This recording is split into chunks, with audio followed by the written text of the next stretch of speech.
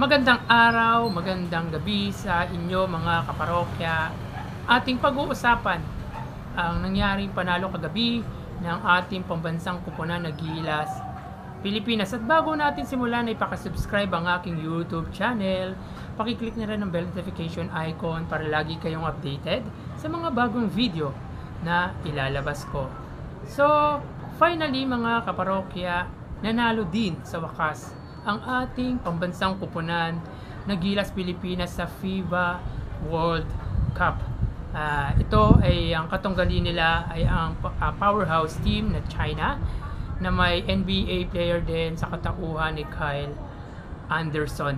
So, ang score po ay 96-75 na pinangunahan ng ating naturalized player Filipino descent and Utah Jazz star na si Jordan Clarkson na kumonekta ng 34 points at 24 dito ay ginawa niya sa loob ng third quarter at sobrang sumabog at uminit ang ating naturalized player dahil 5 sunod-sunod na 3-point shot ang kanyang naibuslo. So yun nga, hindi lang din naman si Jordan Clarkson ang siyang nagpakita ng maganda, kundi halos lahat ng ating player ay ipinakita ang kanilang best dahil total team effort ang nangyari talaga kagabi at tumulong ang ating 7'2" na si Kai Soto na umiscore ng 12 points, katuwang ni Renz Abando at Dwight Ramos na umiscore ng 11 points at si Junmar Fajardo ay nag-ambag ng 9 points. So, total team effort ang talagang ipinakita ng ating pambansang kupunan. Kagabi lang ay nag-step down na bilang head coach ng Gilas Pilipinas si Coach Chot Reyes. Well, thank you sa pagbabahagi ng kaalaman mo pagdating sa pagko-coach. Kung sino man ang papalit sa ating na head coach, ay sana ay bigyan pansin ang preparasyon para at least yung programa at sistema ay mas mapaganda pa, di ba? Tingin ko kung tayo ay kukuha ng another head coach or ng head coach ay ang foreign coach na may alam sa mga FIBA rules at FIBA basketball, dahil at least meron siyang idea at familiar na siya sa itatakbo ng mga players niya at focus na lang sana, kumbaga wag na lang haluan ng politika at kung magko-coach man siya is doon lang mag-stay lang siya sa national team, wag na siya papasok sa collegiate or mga pro teams dito sa Pilipinas. Maganda rin sana si Coach Tim ko, pero papayag ba ang Ginebra or ang pamunuan ng San Miguel na mawala sa team ng Ginebra ang legendary and the best, kumbaga greatest of all time na coach dito sa ating bansa na si Tim Cone. Malamang pati yung mga sumusuporta sa Ginebra ay hindi papayag na mag-step down bilang head coach si Tim Cone. Again, congratulations sa ating Gilas Pilipinas. Magandang boosto ng moral at confident ng mga players natin, even ng coach at ng mga Filipino. Hindi tayo na winless sa FIBA, di ba? Kung nagkataon man ay break natin yung yung hosting na walang naipanalo. Again, thank you. Mapunta naman tayo sa may isa sa pinakamagaling na city mayors dito sa ating bansa, walang iba si Mayor Vico Soto. So, aminin ko sa inyo ay followers ako ni Mayor Vico Soto sa Facebook, kung kaya nabasa ko yung post niya about sa transpo allowance na matatanggap ng mga estudyante ng public school. Hindi ko alam kung public school or kasama na yung private school sa makakatanggap ng 1,500 na transpo allowance. Pero most likely, mga public school student lang ang makakatanggap ng transpo allowance. Isipin nyo, 1,500 per student. So, ibig sabihin, kung may anak kang nag-aaral ng K-12, na 5 makakatanggap ng 7,500. Malaking bagay na yon, malaking tulong na yon para sa mga estudyanteng Pasigueño or pamilyang Pasigueño dahil sa hirap ng buhay, di ba? Yan yung magandang nagagawa ng isang hindi corrupt at tapat sa serbisyo at maayos ang pamamahala sa kanyang nasasakupan. Yun ang nagagawa ng isang tapat na politician or politiko. Di ba? Yung Pasig ay hindi naman kasing yaman ng Makati, hindi kasing yaman ng Quezon City, pero nagagawa nilang ibigay yung pangangailangan ng mga estudyante, school supplies na sabi nga niya sa post niya ay humingi siya ng pasensya dahil delayed nga daw dahil nga nagkaroon ng aberya sa mga quality ng mga school supplies. At bibigyan nila ng iodized salt, century tuna at vitamins ang mga estudyante mula sa pampublikong eskwelahan na ng Pasig. So very impressive at nakaka-proud talaga na meron pa palang isang politician dito sa ating bansa na kayang ibigay ang magandang serbisyo para sa ikaliligaya, ikasasaya ng kanyang nasasakupan. At sana alam naman natin na may iba't ibang problema or pangangailangan yung mga syudad dito sa ating bansa. Pero hindi malabong mangyari yon or tularan kung tapat ang iyong serbisyo. Tulad ng ipinapakita ng ating one of the most city mayors here in the Philippines, di ba? Kundi si Mayor Vico Sotto. And credit to his local government council headed by Dudut Jaworski and of course yung city council, kasi kung hindi naman dahil sa kanila ay hindi naman magagawa ni Mayor Vico Sotto yung mga ganyang policy, di ba?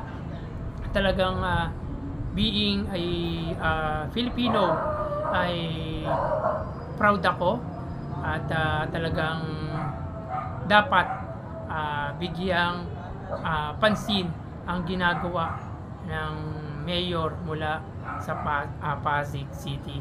Hindi ako taga Pasig pero taga Quezon City ako, pero natutuwa ako sa ipinapakita ni Mayor Vico Sotto dahil sa edad niya na halos kasi tanda ko lang o matanda lang ako ng isang taon sa kanya, pero impressive. Mula nung pandemic ay maganda yung ipinapakita niya sa kanyang nasasakupan, di ba? Mga out of the box na mga solusyon or problema na nasusolusyonan niya, di ba? Na talagang future ng ating Philippine politics si Mayor Vico Sotto, na anak ni Bossing Vic Sotto. So sana tularan ang ganyang politician, hindi yung karakter na lang ay bibigyan pa ng issue, di ba? Yung mayor, hindi naman na kailangan bigyan ng issue yung mayor kasi karakter lang naman yan eh. Hindi ko alam sa isang vlogger kung bakit binibigyan niya ng issue yung about kay Mayor Jose, which is character lang naman sa isang segment ng EAT. Again, kung pinagkakaguluhan man si Yorme Isko Moreno at walang security di umano, sabi mo, ay choice ni ni Mayor Isko Moreno. At yun yung nakikita ko sa isang politician, galawang politician, di ba? At sinasabi mo na Ay, pangalanan na natin, sinasabi ni Banat Bay na Yorme Isko Moreno is no longer be politician, di ba? Tama, hindi na siya politician ngayon. Pero Yorme Isko Moreno has been part of political party na Action Demokratiko. So meaning politician pa rin siya, diba? Kung hindi ako nagkakamali, siya ay chairman or president ng political party na Action Demokratiko, diba? At alam nyo, pag tayo nag-a-advise at hindi tayo pinapakinggan ng isang tao, ay masakit yun para sa atin, dahil feeling na nakakaramdam din tayo na parang hindi tayo importante, hindi tayo special sa isang binibigyan natin ng advice. O, patunay lang yan na Yorme Isko knows what better for him, diba? He is smart enough to know what is good for him or what is bad for him. At kung bibigyan mo ng kumbaga, sinasabi niya ni Banat Bay na nakikiusap siya sa TVJ na wag na daw sanang haluan ng kung ano-anong issue yung about sa Itbulaga. Unang-una, hindi naman binibigyan ng hindi naman pinag-aaway, hindi naman pinagsasabong, di ba? Kailangan lang talaga na ibalik yung pangalan ng Itbulaga na talaga namang pinasimulan ni Henyo Master Joey De Leon. At sana ibalik, di ba? Para yung sinasabi mong pag-awayin, na sinasabi mo na rin before nung dati, nung wala pa si Yorme Isko sa Itbulaga, ay ikaw na mismo ang nagsasabi na ang kakapal ng muka ng mga halusos, di ba? Parang inconsistent ka sa pahayag mo, di ba? Dahil nandun na ba si Yorme Isko Moreno at parang nagmamakaawa, hindi naman nagmamakaawa, parang naipagkukumpara mo na yung pagiging mayor ni Jose Manalo sa segment na EAT. At sinasabi mo gaya-gaya yung ginagaya ng Itbulaga, ng EAT ang si Yorme Isko Moreno.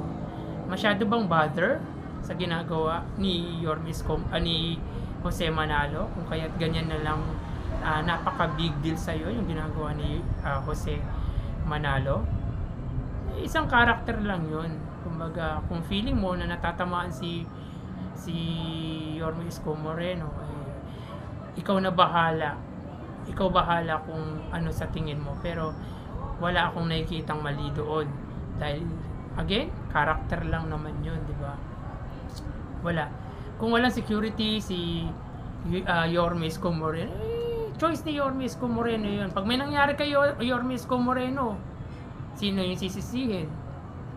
EAT? Hindi naman, di ba? Si Yorme din, di ba? At again, yung ganong ginagawa ni Yorme Isko Moreno ay galawang politician. Si Jose Manalo, yung ginagawa niya all throughout naman sa sugod bahay, talagang may security, hindi yung may mga sundalo or meron pang mga pulis. Siguro may pulis pero iilan lang, at talagang security nila doon ay yung mga barangay, dahil kailangan nilang makipag-coordinate sa barangay, di ba? Dahil syempre respeto sa barangay, kung kaya't yung barangay naman ay nagpapadala ng security or mga barangay tanod nila para at least mag-guide sa mga tao para at least organize kasi yung yung EAT or yung sugod bahay or yung one for all. Hindi yung tulad nung random na pupuntahan nila mismo, sila hindi, iba naman yun. Kumbaga bumubunot sila ng mga mananalo, hindi yung kung sino na lang kung magustuhan nilang puntahan, di ba? Yun yung pupunta, hindi. Talagang to be fair is talagang bumubunot sila ng contestant or ng winners, di ba? Yun yung totoong serbisyo. Hindi yung pupuntahan mo kung sino lang yung gusto mo, di ba? Hindi ganun. Yun nga ay galawang politician. Hindi, sa totoo lang, galawan ng politician yung ganun, yung hahayaang dumugin, di ba? Pag may mangyari, di ba? Yun sinasabi mo, bother ka ba? Baka may mangyari, gusto naman ni ano yun ni Yorme Isko Moreno Dahil syempre, baka impressive nga naman. Pero yung mga advices mo kay Yorme Isko Moreno, tingin ko hindi naman nakakatulong kay Yorme Isko Moreno Hindi ka na, kumbaga, hindi ka na tulad ng dati na parang halos lahat ng tao ay napapaniwala sa bulaklak mong pananalita. Hindi na yan tulad ng dati. Ngayon, hindi ka na yung well trusted, yung mga pahayag mo hindi na tulad ng dati kasi sa mga yung iba yung entertainment, sa politics, yes, iba talaga. Pero alam nyo kung ano yung pagkakahambing nila. Ang politician ay hinahaluan ng entertainment, hinahaluan ng drama. Tulad ng ginagawa ng ibang politician. Hindi ko sinasabi si Yorme Isko Moreno. At ang politika naman, ang entertainment naman ay hinahaluan ng politika. Diba? At simula't simula ay may bangayan na talaga sa may entertainment. Tulad sa may ABS-CBN at GMA before. Diba? Naglalaban-laban sila kung sino number 1. Yun, kasama yun, kumbaga politics din yun. Diba? Kung sino magiging number 1, kung sino number 2, kasama sa politics yun. Yun yung pagkakambing nila, pagkakatulad nila. Kasi sabi mo ba ngayon na pinapasimulan ni Banat Bay, ikaw nagsisimula unang-una, inconsistent yung mga pahayag mo. Yung napanood ko yung video mo about sa kay Yorme Isko Moreno at Mayor. Huwag mo pakiusapan ang TVJ, alam nila kung ano yung ginagawa nila, di ba? Alam nila kung paano nila i-entertain yung mga tao, yung tumatangkilik sa kanila, di ba? So, yun lang naman yung ano natin. Huwag tayong maging bias. Huwag tayong maging bias kung idol mo, kung nagtatrabaho ka kay Yorme Isko Moreno. Magtrabaho ka lang. Wag mo nang sayangin yung oras mo sa pagiging mayor ni Jose Manalo dahil wala namang mali siya yun kumbaga segment lang yun, di ba? So tulad ng mga advices mo na hindi naman pinapakinggan ni Yorme Isko Moreno, ipagpatuloy mo yun kahit masakit na hindi ka pinapakinggan ng binibigyan mo ng advices, di ba? Isipin mo, ilang beses mo na palang in-advisean si Yorme Isko Moreno pero hindi ka pinakinggan. Sakit nun, di ba? Sakit nun. Kahit ako naman kung magbibigay ako ng advice sa mga tao o sa isang tao tapos hindi ako pakikinggan, di na ako mag-a-advise dahil di naman pala special yung ginagawa ko, wala naman pala sa'yo yung sinasabi ko, di ba? Tsaka wag mong pakiusapan yung mga fanatic ng Tito Vic and Joey dahil alam namin kung ano ang tama at kung ano yung pwede namin gawin, di ba? Hindi useless. Very useless lang talaga yung advice o yung pakiusap mo, di ba? Pakiusapan mo na lang yung pamunuan ng Itbulaga na palitan na nila yung pamagat na Itbulaga dahil yun yung ikababagsak ng Tape Incorporated at ng GMA na nangyayari na ngayon, di ba? Yun talaga yung tunay, di ba? Unti-unting bumabagsak yung viewership ng GMA at unti-unting umuusbong ang TV5.